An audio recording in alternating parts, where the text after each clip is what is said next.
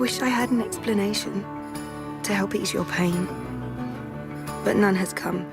In the letter, Helen isn't really able to explain why she didn't go through the wedding, why she left Max. How much does that lack of closure in that letter weigh on him as he moves forward? Or once he remembers sort of the red flag memories, does that allow him to move on in a way? I don't want to get married in a castle. It's a slow process. It's not something that happens quickly. But I think finally being able to answer those questions for himself allows him to not be obsessed about it, allows him to move on. Yeah, it's taking steps. But it's not something that we're going to be playing throughout the season of Max, like, why did she leave me? And Ryan, what was your take on the letter? Well, yeah, it is not totally clear why she left from that letter. And I think that's, perhaps something we're going to get into later. But I think realizing that he's sort of looking at it with rose-colored glasses, that he's focusing on these moments that were perfect, and that everything was always great, and not really being aware of any problems that existed or her desire to sort of pull away or things like that.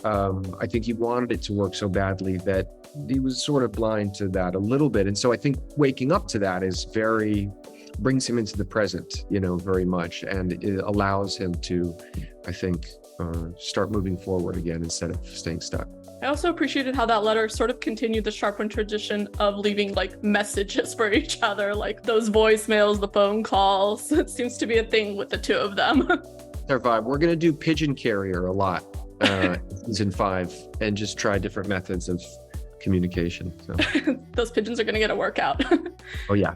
Peter and David, I was also curious, what kind of conversations you had with Freema about coming back to shoot the voiceover for that letter. Please don't lose your light. May it shine again, even brighter than before.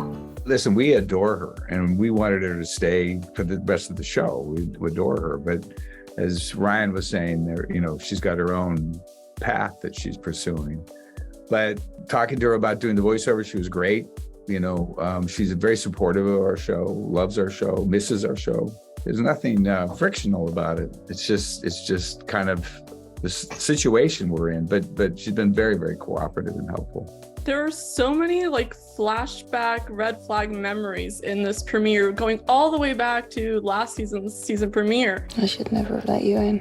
Were you planning this all along? This is a big scoop for you, Vlada. We didn't even know that we would have Freema for season 4. Right. Oh, wow. Freema was thinking of leaving after season 3. Right. So season 4 was a gift to us. And so we planted those moments throughout season 4 so we could have them as an explanation. The signposts were there if you were watching.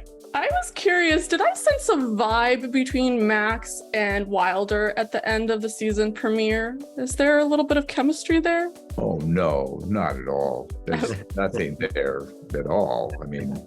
Do I sense the tone of sarcasm now? I would have to ask the director, who was a real pain in the ass to work with, if I'm being honest, on that episode. I will say this. We did the push-in on her and that look, and I couldn't call cut because she was so amazing in it and alive and connected, and it was bewitching to watch her do that moment. So I think I rolled on it for 10 minutes. I was like, oh yeah, I only need it for 2 seconds. Sorry. So speaking as Ryan about Sandra, I can say she's an absolute joy to work with and so talented and so smart, brings great things to the scenes and is so fun. In terms of Max and Wilder, Wilder was there for Max as a friend. I think it was Wilder's first episode. She was giving him advice about Sharp and, saying don't let her go and stuff. So there's been a cool connection with them, I think, from the very start.